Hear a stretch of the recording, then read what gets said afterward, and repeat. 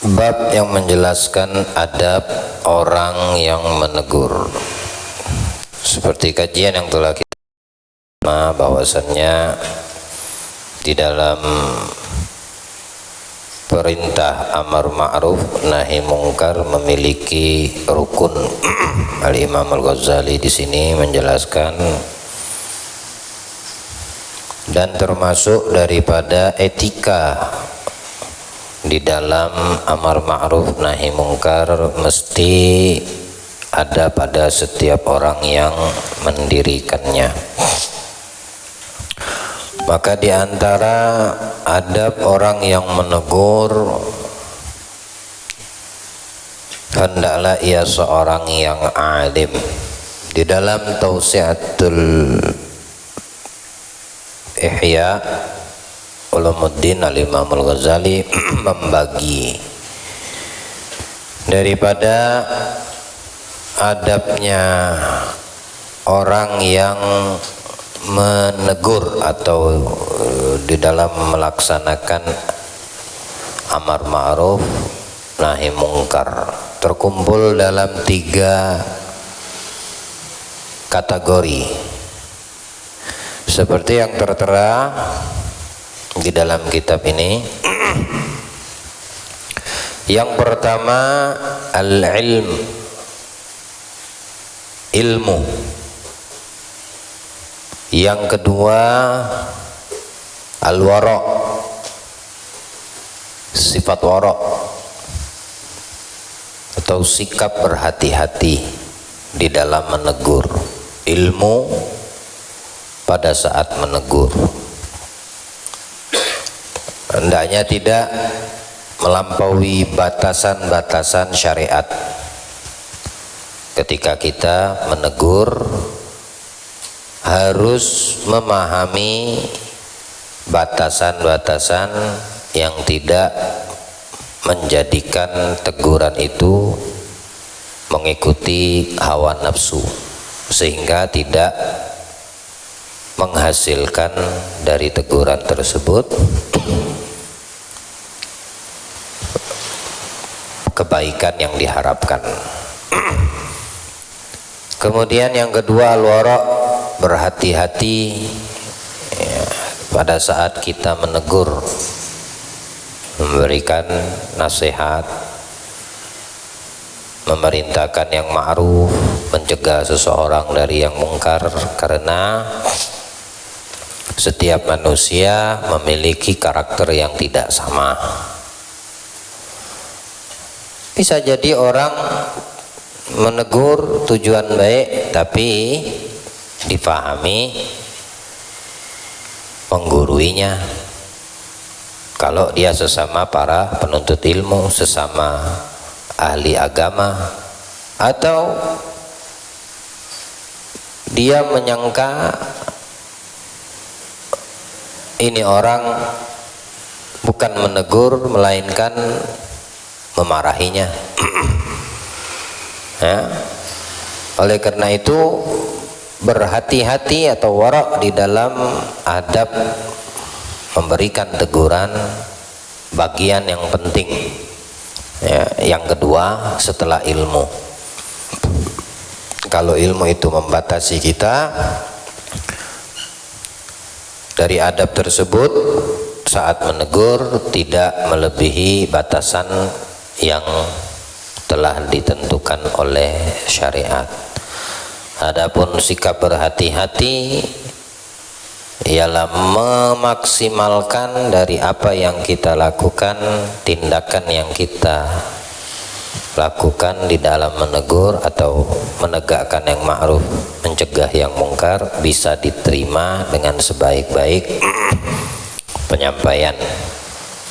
Dan yang ketiga ar-rifqah.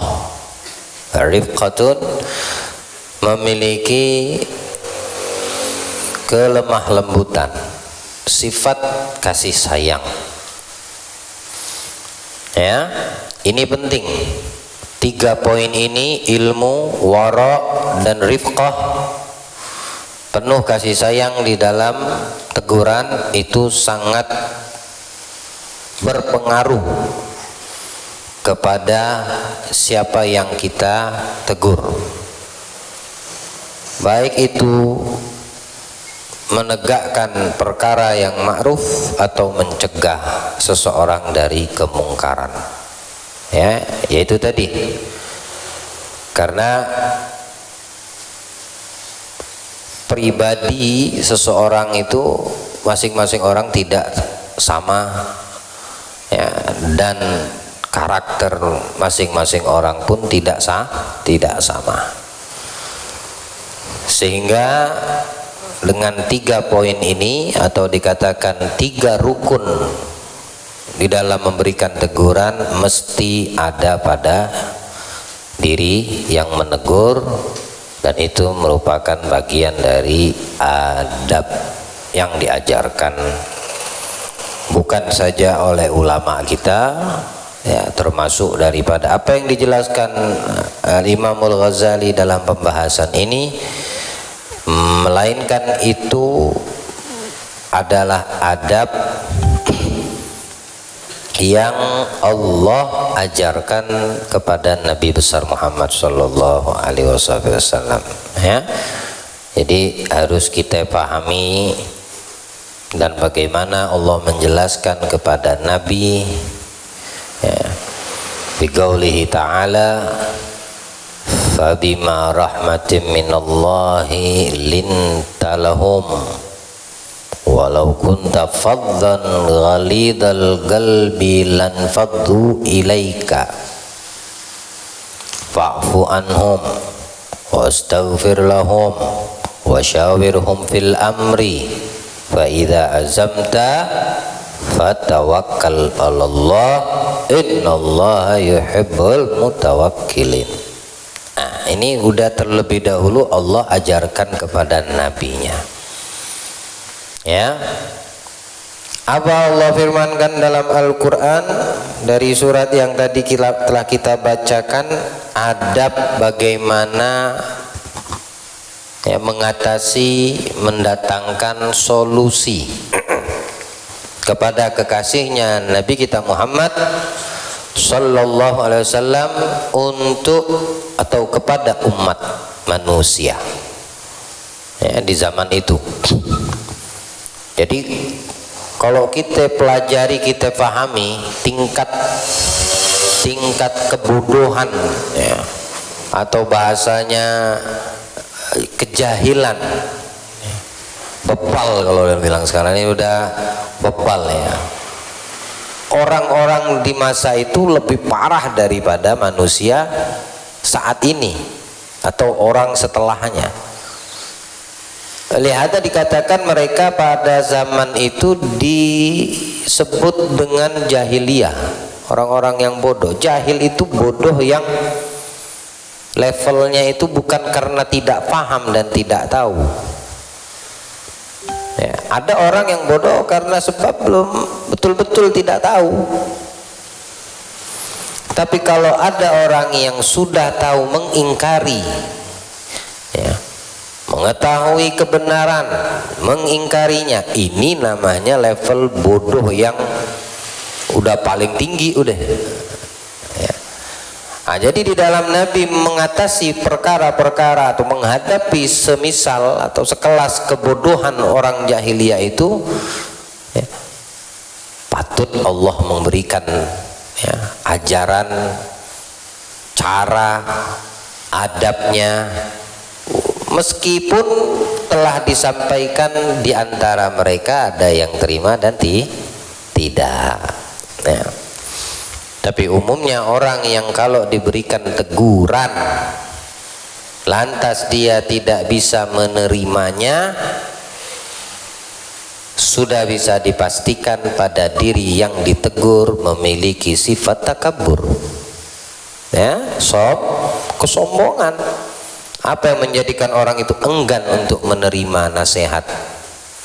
Sombong, takabur. Amar ma'ruf, menegakkan yang ma'ruf, nahi mungkar, jika itu memang betul adanya, apa yang membuat manusia enggan untuk menerima tidak lain takabur. Saya kasih contoh perintah yang ma'ruf, ya, menegakkan ya perintah, satu perintah yang betul, memerintahkan atau perintah untuk yang ma'ruf seperti yang Allah kasihkan ceritanya, kisahnya yang nyata di dalam Al-Quran. Waktu Allah memerintahkan iblis sujud ke Nabi Adam. Ini perintah namanya ya. Perintah atau bukan perintah? Perintah. Yang diperintahkan betul. Ya, yang hebatnya lagi yang memerintah itu siapa gitu nah. Jadi hati manusia atau hati makhluk Allah yang memiliki sifat takabur, mereka akan enggan untuk menerima yang ma'ruf. Padahal yang disampaikan itu betul, teguran itu betul apa adanya. Nah, itu salah satu contohnya iblis. Ya, bukan dari sisi keimanan. Ya, bukan dari sisi keimanan. Kalau dari sisi keimanan, iblis itu beriman kepada Allah. Tapi kalau dari sisi Islam, syariat, nah dia ingkar, dia sombong, ya, dia tidak mau mentaati. Ketika ada teguran yang betul sesuai dengan tuntunan syariat, kenapa orang tidak mau menerima? Karena di dalam dirinya terdapat sifat takabur. Ada anak kecil menegur, tapi tegurannya betul. Ya, ketika sifat takabur itu tampil pada diri orang yang ditegur, bau ingusan menegur, kau anak kecil, macam-macam dalil keluar dari mulutnya. Aku lebih tua darimu, kau ini masih TK, masih SD udah berani negur. Ya, gitu. Teguran itu betul. Jangan minum khamr misalnya, anak kecil negur haram. Itu kan namanya teguran yang betul. Memang Allah melarang, syariat yang melarang. Bukan berarti yang minum khamr itu seandainya dia beriman kepada Allah, dia tidak beriman kepada Allah. Dia beriman, tapi ketika hukum Allah, syariat atau Islam yang datang kepadanya dengan bentuk teguran, dia tidak mau menerima, maka perumpamaan ini tidak ada bedanya dengan iblis. Iblis itu dia beriman kepada Allah, dia tidak pernah menyekutukan Allah. Cari dalam Al-Quran, iblis menyekutukan Allah. Bahkan dia membuat berhala, patung untuk manusia menyekutukan Allah. Kalau itu sudah terjadi, dia menghindar, dia menjauhkan diri, dia melepaskan diri dari orang yang berbuat ingkar dan berbuat maksiat, yang keluar dari ketaatan. Bahkan dia mengatakan, inni akhafullah, aku takut sama Allah. Kata iblis begitu. Tapi dia menyesatkan manusia. Dia tidak mau di neraka sendirian, mesti ada teman, mesti ada gewang. Tahu gewang kah? Teman. Harus ada sohib. Tapi dia tidak ingkar kalau Allah itu satu-satunya Tuhan yang Maha Esa. Nggak ada Tuhan selain Allah. Dia yang membuat satu apa yang diperbuatnya ya mungkin dengan memprovokasi manusia. Ada yang menganakkan Tuhan, mengatakan Tuhan lebih dari satu, ya. Kemudian Isa anaknya Allah, itu kan bisikan setan semua. Tapi setan sendiri mengimani Tuhan satu-satunya adalah Allah. Jadi sifat takabur ini yang kadang membuat manusia enggan, ya, enggan, berat dia untuk menerima teguran, ya, padahal yang datang adalah teguran yang betul apa adanya, ya. Nah, lihat diri kita, kalau ada teguran yang memang betul sesuai dengan tuntunan syariat, sesuai dengan standar agama Islam, ya, kalau tidak kita terima, kenapa? Apa yang menyebabkan diri kita tidak mau menerima? Ya udah, satu-satu jawaban adalah sifat takabur. Ya. Beda dengan Nabi Ibrahim. Ini kan perintah dari Allah sujud Nabi Adam. Takabur yang menghalangi iblis untuk sujud. Kalau Nabi Ibrahim, apa yang diperintahkan Allah ke Nabi Ibrahim? Nah, ini tahunnya, ini bulannya nih. Nyembelih anak. Kalau pakai akal, pakai logika masuk akal enggak? Masa anak disembelih? Enggak masuk akal ya? Enggak ada di zaman kita. Tapi apa yang dilakukan oleh Nabi Ibrahim? Membantah. Timbul keangkuhan, sombong. Oh, nggak mau anak kesayanganku masa disembelih. Enggak. Seperti iblis disuruh sujud, nggak mau sujud. Apa? Bahkan dia membuat satu logika, aku lebih baik dari Adam. Aku dari api, dia dari tanah. Dia mengklaim dirinya lebih baik. Padahal yang Maha Tahu Allah mana yang lebih baik. Tapi Nabi Ibrahim tidak seperti itu. Ya bunayya inni ara fil manami anni adbahuka fandur madza tara. Wahai putraku, anakku, ku dapatkan di dalam mimpi. Mimpinya seorang Nabi Rasul adalah aku di dalam mimpiku mendapati aku dapat perintah menyembelih dirimu. Bagaimana pendapatmu? Abah tanya sama anak seperti itu. Berarti perintah dari Allah kepada Nabi Ibrahim untuk sembelih Ismail putranya. Kesayangan ini, anak kesayangan. Lihat bagaimana jawaban anak. Apa jawaban Nabi Ismail? Apa lanjutan ayatnya? An yadhfandur madza tara? Qala ya abata if'al ma tu'maru. If'al ma tu'mar. Tuh, amar. Lakukan, kerjakan wahai ayahku apa yang diperintahkan Allah terhadap dirimu. If'al ma tu'maru satajiduni insyaallah minas sabirin.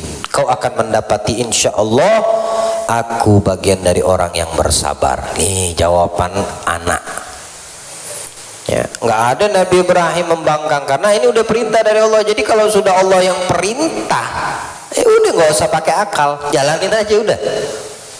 Kalau udah amar ma'ruf, perintah untuk menegakkan yang ma'ruf, nahi anilmu, mencegah dari yang kemungkaran, termasuk itu perintah dari Allah, ya udah jalanin, kagak usah dibantah, kagak usah dicari, nggak usah ngeles, nggak usah cari alasan, nggak usah dipikirkan, nggak usah pakai logika. Selama itu perintah dari Allah.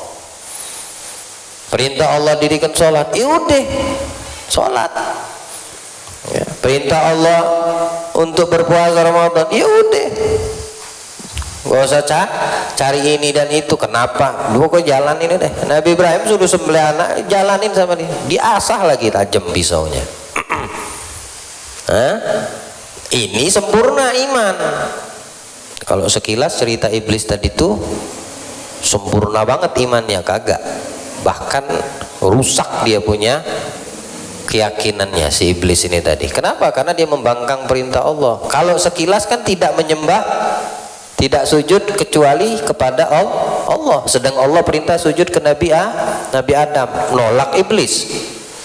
Sekilas kan, ini paling tauhidnya iblis paling sempurna. Enggak, paling ambruk yang ada. Kalau memang tauhidnya itu sempurna, imannya sempurna, maka dia no comment. Udah titik, ini perintah dari Allah, sujud. Nah itu tauhidnya kepada Allah sempurna. Lihat yang pada malaikat semua yang lain fasajadu illa iblis aba wastakbar, nggak mau dia sujud dan sombong lagi, takabur lagi. Nah, itu ya, jadi tauhidnya iblis nggak dikatakan sempurna, malah yang sempurna tauhidnya Nabi Ibrahim karena dia langsung menjalankan perintah penyembelihan anaknya. Disembelih bukan pura-pura, cuma bedanya pisaunya nggak bisa nyembelih leher Ismail, padahal udah ditajemin. Ya, kalau kita baca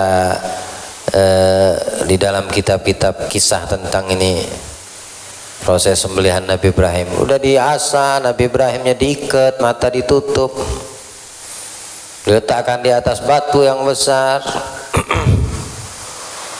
ditajamkan pisaunya, ditempelkan di lehernya, enggak putus-putus, wala bergeser, wala ada lecet lehernya Nabi Ismail, sedikit pun tidak ada. Lalu Nabi Ibrahim potongkan, pukulkan itu pisaunya di batu di sampingnya, batunya belah dua. Batu itu dipotong pakai pisau yang udah ditajamkan untuk memotong leher putranya Ismail, batunya belah dua. Tapi kenapa di lehernya yang lembut, daging semua, otot semua, nggak putus, nggak wala tergeser, wala luka sedikit pun kagak. Bilang Nabi Ismail, abah buka aja ikatannya, buka aja mataku, nggak usah diikat, kaki tangan nggak usah diikat, sehingga Allah melihat engkau ini betul-betul berat untuk meninggalkan anakmu, cinta betul sampai nggak tega mau diikat, ditutup biar aku nggak tahu gitu. Buka, dibuka, diulangi lagi, enggak juga melukai itu leher. Dilihat batu lagi di sebelah, digesekkan itu putus. Batu yang apa namanya keras kayak gitu bisa belah dua kena pisau Nabi Ibrahim itu. Tapi di leher putranya Ismail enggak sama sekali. Akhirnya Nabi Ibrahim nanya sama pisau ini, ngobrol, diajaknya ngobrol. Pisau, kau kutajamkan sama leher putraku, tidak bergeser sama sekali, tidak terluka. Kenapa sama yang keras batu ini kau belah, bisa belah dua? Dengan izin Allah tuh batu ngomong. Apa yang dibilang pisau itu ngomong? Bilang pisau, ya Ibrahim, ya, aku tajam tapi aku tidak diizinkan Allah untuk memutus leher anakmu. Bagaimana itu bisa terjadi? Nggak bakal pernah terjadi. Ya. Memang aku tajam, tapi aku tidak diizinkan Allah untuk memutus atau melepas sembelihan anakmu Ismail ini. Tapi ketika kau potongkan aku di batu yang keras, dengan izin Allah batu yang keras itu terbelah. Ya. Pisau mana juga yang bisa belah batu, batu gunung lagi. Yang ada tumpul itu pisaunya. Tapi lihat bagaimana, itu kan kebesaran Allah semua. Ya, dari sini kita kan melihat kalau ini udah perintah, ya, amar ma'ruf, kalau udah itu datangnya dari Allah, ya udah jangan sampai sombong yang ada pada diri manusia tersebut menghalangi perintah Allah, sehingga dia tidak bisa menerima teguran dari siapapun yang menegurnya, jika itu memang teguran tersebut betul apa adanya. Kuasai diri dan hati kita. Ya, sehingga siapapun yang selama yang negur itu selama yang teguran yang datang itu betul, tidak sesuai dengan tuntunan Allah dan syariatnya, ya, maka terima, belajarlah untuk menerima. Anak negur terima, bini negur kalau memang salah kita dan memang Islam atau syariat hukum menyalahkan, terima. Ya jangan, oh aku kan suamimu gitu. Ya kadang-kadang bini negur kita tahu itu salah, mulai dah kau punya sifat takabur. Jangan mentang-mentang dia bini di bawah naunganmu, tanggung jawabmu, kau tidak mau terima teguran istri. Kalau memang itu betul, kenapa tidak diterima? Ya, bilang aja terima kasih. Bilang aja terima kasih. Umar bin Khattab itu pernah ditegur waktu mau naikkan harga mahar menikah, orang lamar mahar. Mau dimahalin sama Sayyidina Umar bin Khattab, ditentuin. Ada satu perempuan sahabiah yang menegur, nggak bisa seperti itu, mahar itu milik kami katanya, kami yang menentukan, nggak bisa di bawah sekian ratus dirham atau 400 dirham ke saat itu, nggak bisa di bawah itu, minimal 400, maksimal nggak ada batasan. Ya. Maka Sayyidina Umar mengembalikan itu kepada hukum Allah dan membetulkan. Jadi apa jawab Sayyidina Umar? Umar salah, wanita itu betul. Loh, enggak ragu, enggak takut mengatakan seorang pemimpin kalau salah, salah. Aku salah, kata Umar, perempuan itu betul. Jadi diterimanya. Tapi kalau ada kesombongan di dalam diri seorang, nggak bakal. Dia bakal banyak cari alasan bagaimana kesalahannya itu tetap nilainya betul. Allah lindungi kita insya Allah ya. Allah jadikan kita diberikan pemahaman ya, yang kita lihat hak ya hak, yang kita lihat salah batil ya batil ya, nanti diperjelas sama Allah insya Allah taala. Jadi ilmu, wara dan kelemah lembutan itu yang diperintahkan diajarkan oleh Allah kepada Nabi Muhammad ya. Fabima rahmatin minallah, kalau bukan kena rahmat Allah wahai Muhammad, lintalahum ya, mereka bakal berpaling, nggak bakal terima rahmat dari Allah kepada Nabi Muhammad. Itu pertama, nanti sifat lemah lembut di dalam menegur, adanya kasih sayang. Jadikan seolah-olah yang dilakukan kesalahan saudaramu itu kamu yang melakukannya. Apakah kamu akan menyakiti dirimu sendiri? Ya, jika seandainya itu perkara yang dilakukan saudaramu itu mesti kamu tutupi. Kalau itu terjadi pada dirimu, masa kamu mau pamer-pamerkan? Pasti kamu akan menutupi, karena itu aib. Maka yang terjadi pada saudaramu daripada pembangkangan ataupun kekhilafan, ya udah seolah-olah itu terjadi pada dirimu, sehingga kamu tahu cara untuk membenahi dirimu. Dengan itu kamu bisa menasihati dan menegur orang lain yang melakukan kesalahan tersebut dengan sebaik-baik penyampaian atau teguran ya. Walau kunta faddan ghalid, kalau kau keras wahai Muhammad, kata Allah, kalau engkau menegurnya dengan kasar, lan faddu min haulik, kabur mereka ya, kabur mereka, nggak bakal kamu diterima, nggak bakal teguranmu dengarkan. Yang udah dengar lemah lembut aja masih banyak yang nggak dengar, apalagi dengan keras, apalagi dengan cara yang tidak bagus, dengan kasar ya. Orang kabur. Kita negur kadang-kadang dimaki. Kita udah negur dengan cara yang paling baik, penuh dengan kelembutan dan kasih sayang, kadang masih dapat balasan yang tidak enak dari yang kita tegur.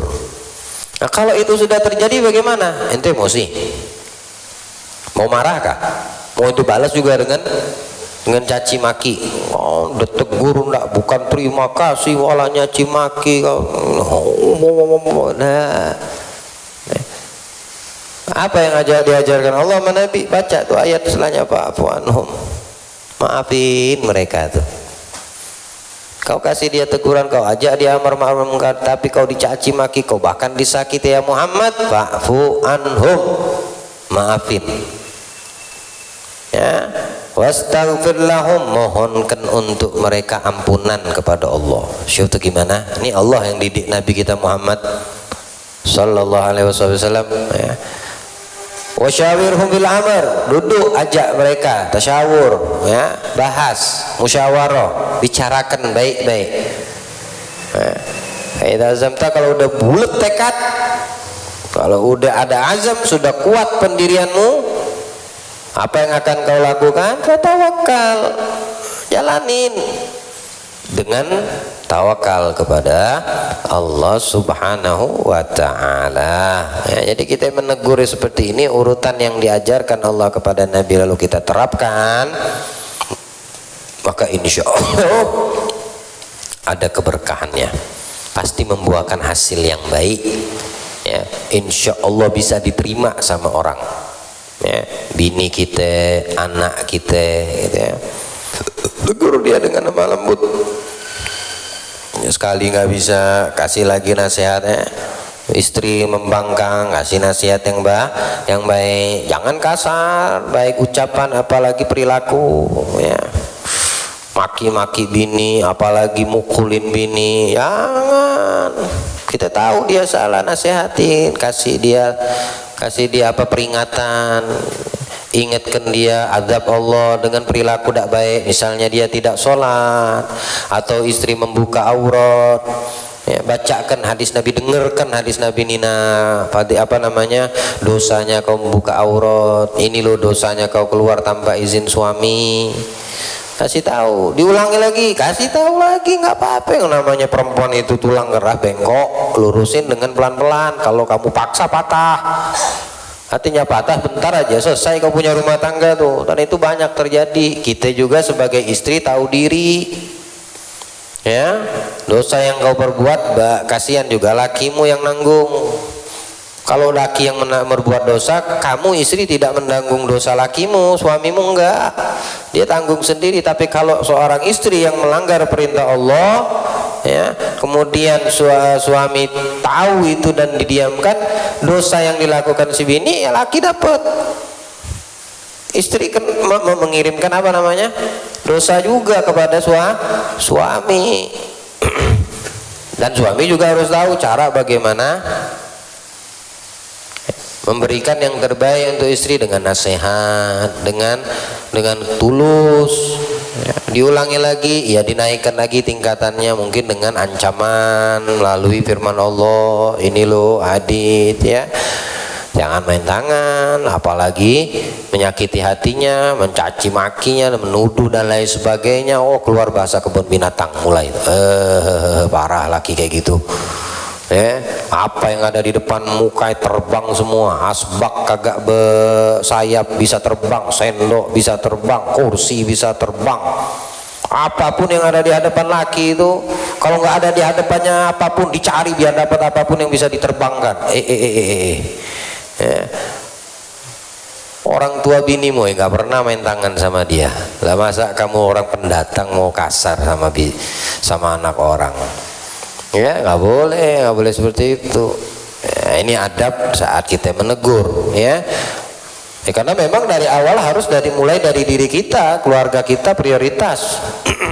Kita negak amar ma'ruf nahi mungkar di luar, nggak tahu terjadi di dalam rumah. Ya konyol, sama aja itu mencuci darah dengan air kencing, sama-sama najis, ya lucu. Ya. Masa najis dibersihkan sama najis? Najis dibersihkan dengan air yang suci, jangan dengan najis. Sama-sama air, sama-sama cair. Ya, tapi ada cair yang hukumnya najis, ada yang suci mensucikan, ada yang suci saja tapi tidak mensucikan. Ya percuma kagak terangkat tuh najis. Ya, ibaratnya kotoran kesalahan ini najis. Perbuatan dosa ini najis, bersihkan dengan yang bisa mengangkat najis tersebut. Ma'ut tohur namanya, air suci mensucikan. Tapi jangan dengan najis juga, dengan sesuatu yang membuat mereka tambah jauh, kasar, keras. Itu kata Allah kepada Nabi, membuat orang menjauh darimu. Ya, yang lemah lembut aja masih ada yang nggak terima, apalagi kalau dengan kasar. Ya, jadi ini 3, ya, di dalam kitab Ihya Ulumuddin Imam Ghazali mengkategorikan 3, ilmu, wara, dan akhlak yang baik, kelemah lembutan. Taib. Allah berikan pemahaman insya Allah, ya, Allah berikan pemahaman dan Allah mudahkan kita untuk mengamalkannya. Amin ya rabbal alamin. Ya, banyak orang yang lupa akan perkara seperti ini, ya, khususnya di dalam rumah tangga, ya, dalam rumah tangga, ya, batasan syariat dilampaui akhirnya tidak mendatangkan kebaikan. Ya, kita kalau tahu kasih tahu dengan baik-baik, ya. Kalau orang minta nasihati, kasih nasihat yang tidak melampaui batas, ya, ikutin tuntunan Islam. Dia mau terima kagak terima ya udah urusan dia. Yang penting kau sudah menjatuhkan hakmu di dalam menegakkan amar ma'ruf atau mencegah yang kemungkaran, ya. Nanti ada tingkatan lagi yang kalau memang tidak bisa dengan mulut, ya, baru dengan kekerasan, ya, sampai berujung dengan peperangan bisa. Ya, artinya harus dengan pertumpahan darah, nggak apa-apa, ya, tapi ada urutannya, ya, dengan siapa itu boleh diberlakukan. Ada urutannya dalam syariat Islam ini, nggak serta-merta semua dipukul rata, nggak bisa. Ya. Kalau sampai pertumpahan darah, sampai nyawa pun dalam amar ma'ruf nahi mungkar itu ada. Ya, tidakkah ente melihat bagaimana Sayyidina Abu Bakar ketika menjabat khalifah setelah wafat Nabi, berapa banyak daripada kaum muslimin yang ingkar tidak mau mendirikan sholat, apalagi mengeluarkan zakat. Ya. Yang lemah lembut itu siapa saat ini? Di masa itu yang berbuat lemah lembut siapa? Umar bin Khattab. Ya khalifah Rasulullah, tegur mereka dengan lemah lembut baik-baik. Siapa tahu mereka nurut. Dalam kondisi seperti itu, pandangan Sayyidina Abu Bakar berbeda dengan Umar bin Khattab. Ini kalau udah berkaitan dengan apa namanya, raja ataupun penguasa, pemimpin. Sayyidina Umar makan, Sayyidina Abu Bakar mengatakan, ya Umar, ente di jahiliyah kuat keras, masa ente setelah Islam lembek lemah? Rasulullah udah wafat, ayat Al-Quran gak ada lagi turun wahyu, maka aku tidak akan melakukan yang tidak dilakukan Nabi. Zakat ame sholat gak bisa dipisah. Yang dikasih tahu nggak mau tetap kekeh dengan pendiriannya, yang nggak mau sholat, yang nggak mau ngeluarin zakat, aku perangi, kata Sayyidina Abu Bakar.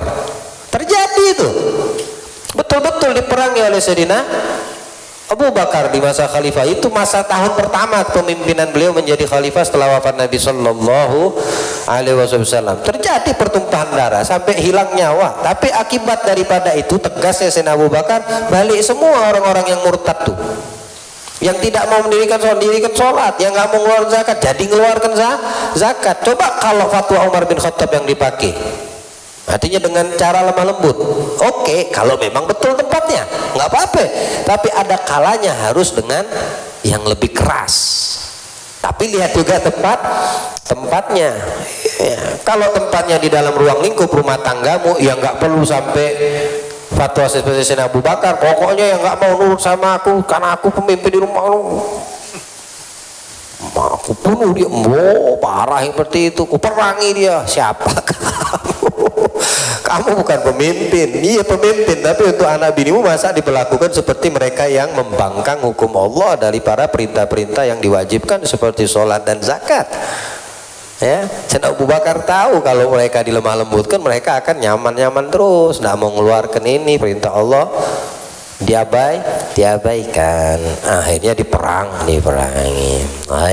Paham ya maksudnya? Tim.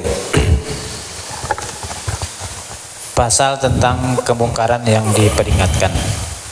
Mengenai kemungkaran yang biasa dilakukan, seperti orang yang menyimpang dari kiblat, tidak tenang dalam ruku dan sujud di waktu sholatnya, atau tidak tepat ucapannya di waktu membaca ayat, wajib diperingatkan, dan termasuk ibadah yang terbaik dan lebih utama daripada mengerjakan sholat nawafil. Termasuk diantaranya adalah azan yang dipanjangkan sehingga melampaui batas, dan memperbanyak azan satu demi satu dalam satu masjid sehabis subuh, karena tidak ada faedah di dalamnya. Di antaranya memakai baju yang ada tambahan sutra. Di antaranya omongan yang fasih yang bergurau dengan berbuat bid'ah, berjukut dari Jumat untuk menjual obat dan jimat, dan ditunjukkan dengan contoh-contoh yang telah kami jelaskan, maka tidak dapat dibatasi jumlah. Nah, ini terjadi di masa-masa terdahulu ya. Tapi ini satu perkara yang masih di batasan makruh ya, seperti berjualan di waktu Jumat di dalam masjid, atau mengulangi adzan setelah sholat subuh. Nah, ini dijelaskan Imam Ghazali dalam kitab Ihya, ini untuk perkara yang tidak terlalu berguna dan bermanfaat, artinya levelnya ini makruh. Maka beliau juga memberikan tamsil dan contoh, kamu pelajar penuntut ilmu, orang kota, orang di dalam kota, belajar di dalam kota tersebut sama orang yang di kampung yang nggak sampai ilmu dengan mereka ini kan awam.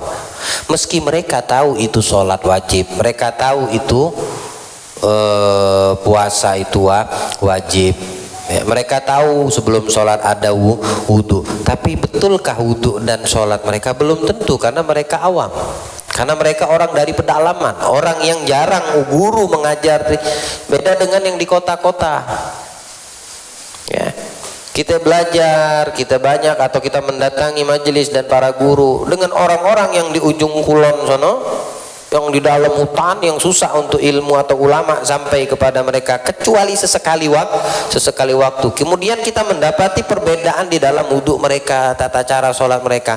Nah ini pun menegakkan ya, kemungkaran. Itu kan kemungkaran yang terjadi. Ibadah yang mereka lakukan salah itu mungkar.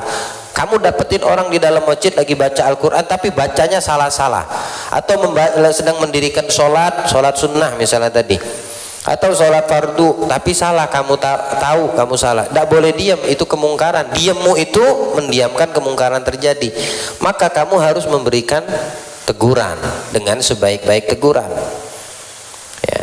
Tadi ilmu, wara' dan rahmat, ar-rafiqah. Karena mereka tidak paham hal seperti itu.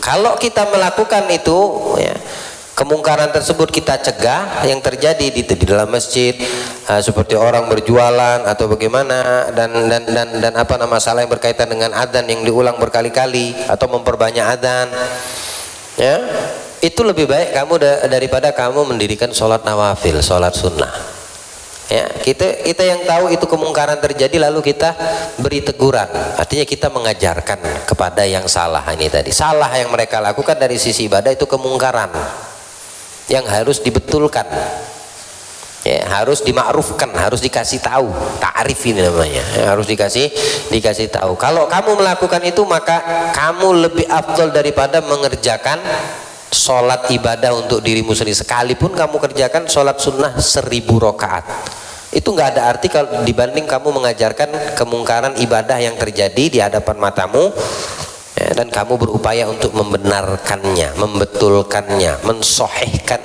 yang salah dari ibadah-ibadah tersebut ya. Ini tasdidul makruh namanya, syadidul makruh, sesuatu yang makruh yang tapi levelnya sudah mendekati haram. Haram bagi ente yang tahu tapi mendiamkannya, dan haram bagi yang sudah dikasih tahu tidak membenahinya. Tahu dari sisi ibadah. Baik. Pasal tentang antara ma'ruf dan nahi munkar kepada penguasa. Ketahuilah bahwa teguran itu ada 4 tingkatan. Pertama, memberitahu. Kedua, menasihati. Ketiga, bersikap keras dalam perkataan. Keempat, kemudian mencegah dengan paksa. Tidaklah boleh bagi raja dan penguasa kecuali memberitahu dan menasihati. Adapun bersikap keras dan mencegah dengan paksa, maka sikap itu dapat menggerakkan fitnah dan menimbulkan hal-hal yang lebih keji daripada yang mereka alami. Ya Allah. Ya, jika ia mengetahui bahwa sikap keras itu berfaedah dan tidak menimbulkan perkara yang berbahaya, maka tidaklah mengapa. Ya, masalah ya. Kalau ente betul-betul tahu ente keras, mereka bisa terima, tidak membahayakan, atau mereka berpaling, nggak jadi masalah. Tapi kalau kiranya sebaliknya bakal jadi masalah, jangan. Nah. Di antara mereka ada yang tidak memperdulikan hal itu pula. Dalilnya ialah sabda Nabi SAW, sebaik-baik syuhada adalah Hamzah bin Abdul Muttalib. Kemudian seorang laki-laki yang menghadapi seorang pemimpin lalu menyuruh dan melarangnya karena Allah Azza wa Jalla, dan pemimpin itu membunuhnya atas hal itu. Nabi SAW bersabda, afdalu jihadin kalimatul haqq inda sultanin jair, wa inna sahiba dzalika in qutila fahuwa syahid. Sebaik-baik jihad ialah perkataan yang hak di hadapan penguasa yang zalim, dan jika pelakunya terbunuh maka ia mati syahid. Diriwayatkan dari Dabah bin Muhsan al-Anzi, ia berkata, ketika itu Abu Musa al-Ash'ari menjadi penguasa di Basrah. Apabila berkhutbah kepada kami, ia memuji syukur kepada Allah Ta'ala dan mengucap salawat atas Nabi SAW, lalu mendoakan Umar bin Khattab radhiyallahu anhu sehingga menjengkelkan aku. Maka aku pun menghadap kepadanya dan berkata, di mana engkau terhadap temannya sehingga melebihkannya daripada temannya, yakni Abu Bakar.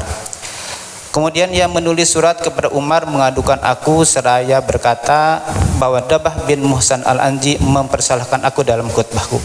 Maka Umar menulis surat kepadanya, hadapkan dia kepadaku. Dabah berkata, maka aku Musa menghadapkan aku kepada Umar. Aku datang kepadanya dan mengetuk pintunya. Umar keluar dan berkata, siapa di pintu? Aku menjawab, aku Dabah bin Muhsan al-Anzi. Umar berkata, tiada sambutan selamat datang dan tiada kekeluargaan bagimu. Aku berkata, Adapun sambutan maka ia berasal dari Allah Ta'ala. Adapun kekeluargaan maka aku tidak punya keluarga dan tidak punya harta.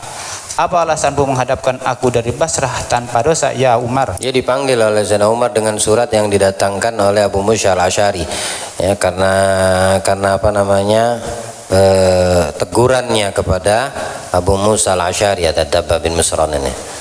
Tapi sebelum riwayat yang lengkapnya ini, sebelum dipanggil oleh Umar bin Khattab ini Dabbah ke Madinah di masa kepemimpinan Khalifah Umar bin Khattab, ya, itu Abu Musa al-Asy'ari sudah mengubah doanya. Jadi Abu Musa al-Asy'ari ini kalau berkhutbah setelah memuji Allah, kedua sholawat sama Nabi, yang ketiga mendoakan Umar bin Khattab, lupa tidak mendoakan Abu Bakar As-Siddiq. Tamam. Nah ini jengkel Dabbah bin Misran ini, kok kayak tebang pilih, kayak melebihkan Umar ketimbang Abu Bakar, gitulah. Ditegur oleh Dabbah, dibenahi oleh Abu Musa al-Asy'ari. Nah, sebagian yang hadir di situ, yang menyaksikan daripada teguran Dabbah bin Misran terhadap penguasa Abu Musa al-Asy'ari di masa itu, gubernur di Mesir saat itu beliau tuh, ya, mengirim surat kepada Umar bahwasanya Dabbah bertolak belakang dengan Abu Musa al-Asy'ari, ya. Padahal Abu Musa al-Asy'ari sudah menambah dari doanya setelah memuji Allah, sholawat sama Nabi, mendoakan Umar dan Abu Bakar, ya, dia menambahkan doa. Tapi surat yang ditulis oleh beberapa sahib ashab yang ada di sekitar itu atas perilaku Dabbah ini tadi, ya, Dabbah bin Misran ini protes kepada Abu Musa al-Asy'ari, keduluan nyampe ke Madinah.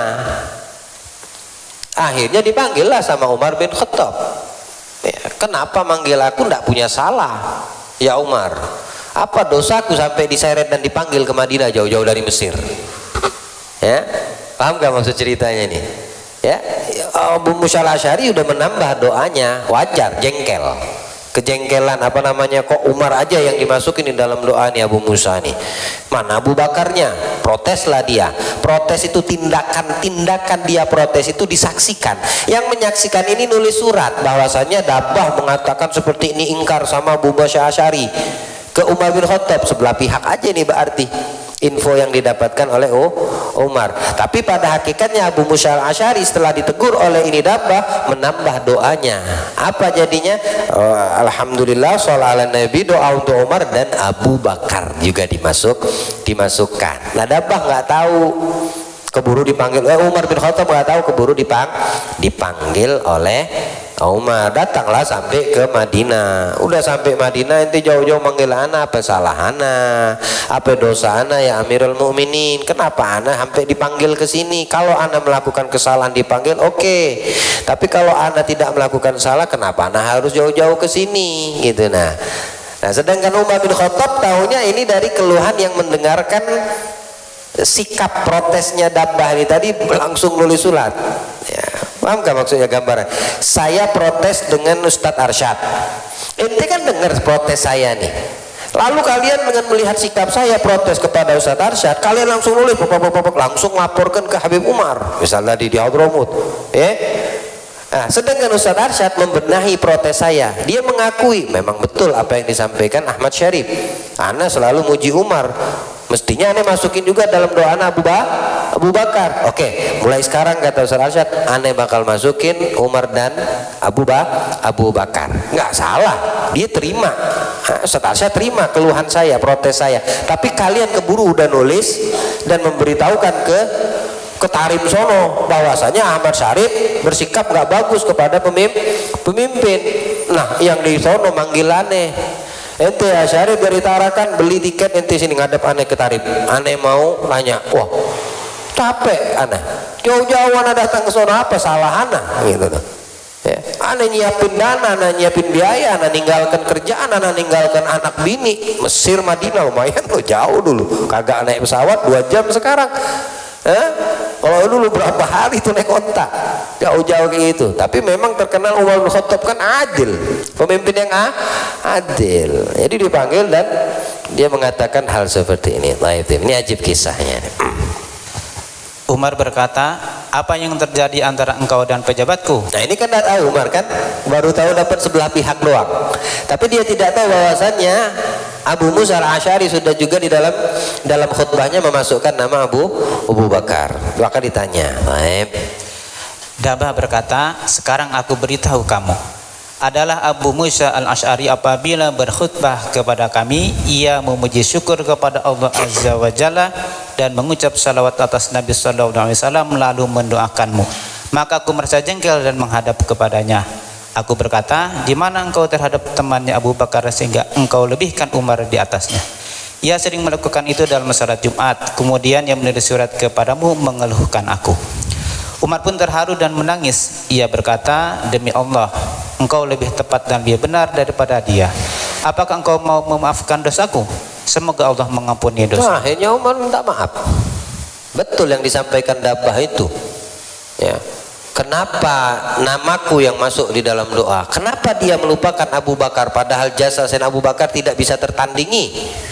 Itu di mata Umar bin Khattab dan di mata umat Islam memang tidak bisa dipungkiri. Ya.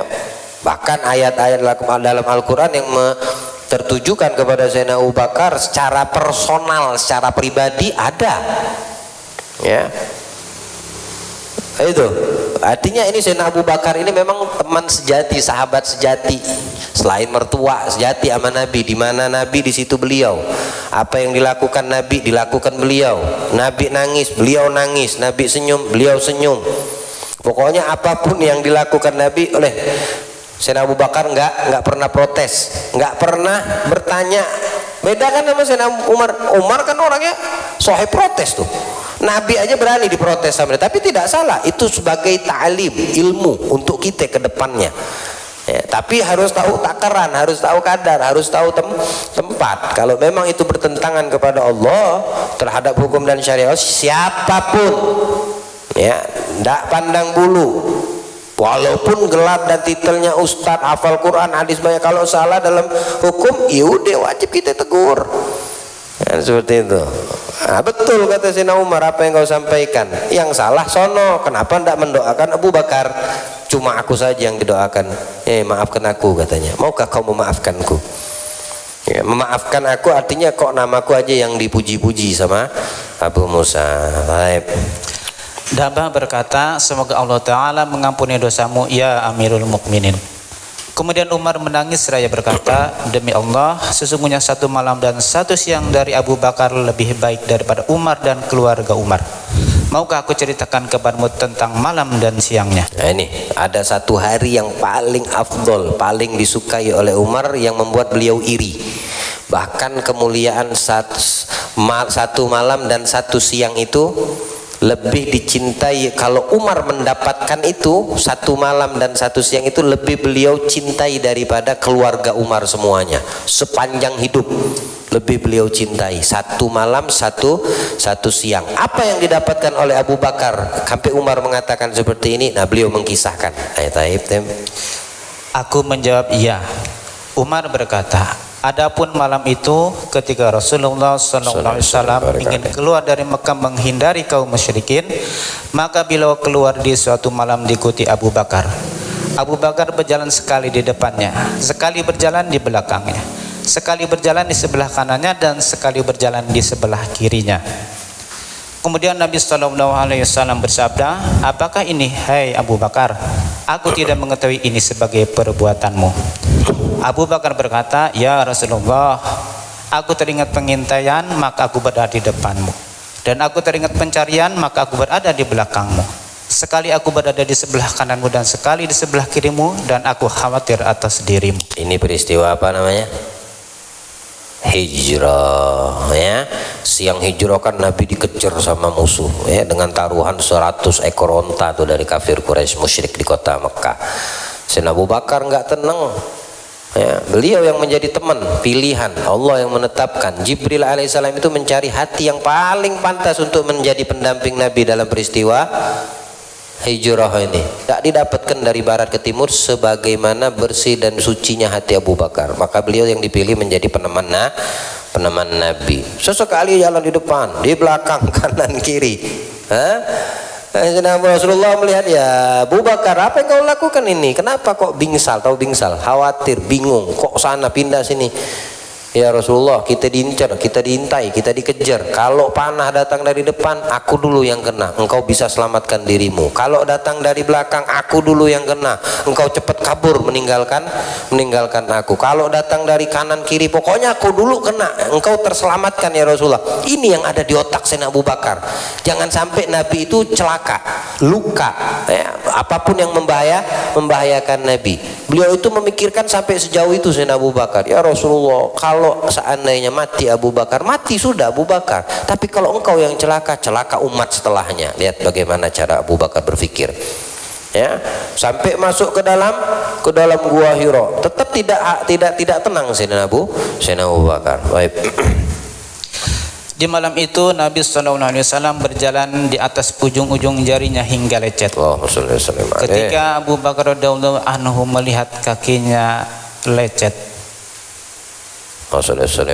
ini kaki Rasulullah maksudnya. Bagaimana perjuangan Nabi Muhammad ya, sampai ujung jari jemari kaki beliau itu hancur, lecet. Sayyidina Abu Bakar yang perhatian, yang mengetahui keadaan seperti itu ya, nggak dibiarkan sama Sayyidina Abu Bakar, digendong Nabi, didukung sampai ke dalam mulut gua Tur. Nggak juga langsung diizinkan masuk, karena kekhawatiran Sayyidina Abu Bakar untuk keselamatan Nabi Muhammad prioritas di atas nyawanya dan segala-galanya yang ada di dunia. Maka Nabi SAW duduknya dan di atas pundaknya dan membawanya dengan cepat hingga tiba di mulut gua, lalu menurunkannya. Kemudian Abu Bakar berkata, demi Tuhan yang mengutusmu dengan kebenaran, janganlah memasukinya hingga aku masuk. Jika ada sesuatu di situ, biarlah menimpa diriku. Kemudian Abu Bakar masuk dan tidak menemukan apa-apa. Lalu ia membawa Rasulullah SAW masuk di dalam gua, dan ada sebuah batu berlubang dan di situ tempat banyak ular. Maka Abu Bakar memasukkan kakinya ke situ karena takut keluar dari situ menuju Rasulullah SAW sehingga mengganggunya. Kemudian keluar seekor ular dari situ dan menyengatnya. Air mata Abu Bakar mengalir di atas pipinya karena kepedihan yang dirasakannya. Racun yang mengalir itu ya, dari gigitan ular. Tapi dia tidak mau bergerak Abu Bakar, takut membangunkan Nabi yang saat itu sedang beristirahat di atas pahanya. Ya, ada yang bisa melakukan hal seperti itu. Siapa yang bisa melakukan seperti itu? Digigit itu bukan sekali dua kali, berkali-kali. Racun tuh menjalar sudah, ngikut jalur darah tuh. Nahan sakit sampai tidak bisa menahan lagi, sampai air mata tuh berderai dengan sendirinya. Cuma satu aja yang ada di benaknya, dia tidak mau Nabi itu kaget dan terbangun dari tidur dan istirahatnya, karena kepala Nabi ada di pahanya Sayyidina Abu Bakar. Ya udah kayak jadi batu juga Sayyidina Abu Bakar. Biar penting Nabi Muhammad nyaman tidurnya. Sallallahu alaihi wasallam radhiyallahu anhu. Baik. Ya Abu Bakrin, la tahzan, innallaha ma'ana. Hai Abu Bakar, jangan bersedih, sesungguhnya Allah bersama kita. Maka Allah menurunkan ketenangan kepada Abu Bakar. Inilah dia malam Abu Bakar. Itu malam yang paling mulia, yang membuat cemburu Sayyidina Umar. Karena turun ayat kepada Sayyidina Abu Bakar saat kekhawatiran, ya, la tahzan innallaha ma'ana fa anzala sakinata. Akhirnya Allah turunkan sakinah, ketenangan untuk siapa? Abu Bakar. Allah yang memberikan ketenangan. Bagaimana nikmatnya kalau sudah ditenangkan sama Allah. Ya, ketenangan itu didapatkan karena kekhawatirannya kepada kekasihnya Allah. Ya, jadi rugi kita kalau seandainya tidak ada kekhawatiran terhadap syariat Nabi yang ditumpang tindih saat ini. Ya, tidak ada kekhawatiran kita terhadap agama Islam, syariat Islam, sunnah Nabi yang tidak ya nggak dianggap udah kayak sekarang. Itu kekhawatiran kita. Ya. Kalau nggak ada kekhawatiran seperti itu, kemungkaran terjadi biasa-biasa aja. Jangan berharap ya, ketenangan dari Allah akan kita dapetin. Jangan pernah berharap akan mendapatkan ketenangan dari Allah kalau agamanya Allah kamu anggap biasa-biasa aja. Dari amar ma'ruf nahi mungkar yang terjadi kamu diam-diam aja. maksiat terjadi, kamu nggak bisa menegur, wala kamu ingkar, wala kamu benci di hatimu terhadap kemungkaran tersebut, ya. Bahkan merugi kalau seandainya itu terjadi pada diri kita, waliyadzubillah, Allah jaga kita insya Allah, atau di rumah tangga kita, atau terjadi pada istri dan anak-anak kita, ya, nggak bakal kita dapat ketenangan dari Allah. Kekhawatiran Abu Bakar terhadap Nabi mendatangkan ketenangan dari Allah untuk dirinya. Sebaik-baik malam, kata Umar bin Khattab. Kenapa? Karena Allah langsung yang memberikan itu untuk Abu Bakar. Baik. Adapun siang Abu Bakar ketika Rasulullah SAW wafat, bangsa Arab murtad. Sebagian dari mereka berkata, kami tidak sholat. Sebagian mereka berkata, kami tidak mengeluarkan zakat. Maka aku mendatanginya dan menasehatinya dengan ikhlas. Aku berkata, ya Khalifah Rasulullah SAW, bujuklah orang-orang dan bersikaplah lemah lembut terhadap mereka. Ini sikap Umar. Ini sikapnya Umar terhadap pembangkang sholat dan zakat. Ya Khalifah, lemah lembut aja udah sama mereka ini. Mereka juga saudara kita Islam, gitu. Nah, tapi lihat bagaimana jawab Abu Bakar. Baik. Maka Abu Bakar berkata, apakah perkasa di zaman jahiliyah dan lemah di dalam Islam? Maksudnya Umar, kau ini perkasa di masa jahiliyah. Kenapa ketika masuk Islam kau lemah, gitu. Nah, paham gak maksudnya? Waktu masa jahiliyah Umar bin Khattab, ayo di Mekah, terang-terangan dakwah, ayo siapa yang mau bininya janda, mau jadi janda. Waktu mau hijrah, siapa yang berani terang-terangan? Umar bin Khattab perkasa banget sampai ditakutin sama orang. Nabi merasa aman tawaf karena adanya di situ Umar salah satunya. Tapi kok ketika masalah yang terjadi setelah wafat Nabi, setelah Islam, kamu menjadi paling lemahnya, kata Abu Bakar. Baik. Dengan apa kita membujuk mereka? Rasulullah SAW telah wafat dan wahyu telah berakhir. Demi Allah, seandainya mereka mencegah aku dari seekor unta yang dulu mereka berikan kepada Rasulullah SAW, niscaya aku perangi mereka atas perbuatan itu. Maka kami pun berperang untuk itu. Demi Allah, Abu Bakar seorang yang bijak. Maka inilah siang Abu Bakar. Sebaik-baik siang hari itu, kejadian itu. Kalau bukan karena sudut pandang Sayyidina Abu Bakar mengambil sikap terhadap amar ma'ruf nahi munkar seperti ini pada hari itu, maka tidak menutup kemungkinan yang meninggal sholat siapa yang mau aja, zakat siapa yang mau. Tapi karena sikap Abu Bakar seperti ini, sholat dan zakat sampai hari kiamat tetap. Sampai di zaman kita ini tetap. Allahumma, di zaman kita ini kalau ada yang kagak ngeluarin zakat, ya kagak seperti zaman dulu. Siapa yang mau memerangi? Siapa yang mau mendirikan itu? Hak-haknya Allah atau apa namanya qisasnya yang tidak mendirikan sholat. Di zaman dulu mati yang meninggalkan sholat sengaja. Di zaman dulu nggak mengeluarkan zakat, mati sudah hukumannya. Tapi kan tidak bisa diterapkan di zaman kita saat ini, apalagi di Indonesia. Tapi semua itu menjadikan hukum tersebut tidak bergerak, tidak berubah, tidak bergeser. Tinggal masing-masing mempertanggungjawabkannya nanti di hadapan Allah. Yang kagak sholat sengaja ninggal sholat, itu kau tanggung jawabkan di hadapan Allah. Yang mengeluarkan zakat, kagak mengeluarkan zakat, pertanggungjawabannya di hadapan Allah. Kemudian Umar menulis surat kepada Abi Musa mempersalahkannya. Pahamilah hal ini, niscaya engkau beruntung. Jadi Umar tidak membela Abu Musa Asy'ari, yang disampaikan Dabah betul. Sekarang kamu yang harus memahami apa yang disampaikan Dabah, ya Abu Musa Asy'ari.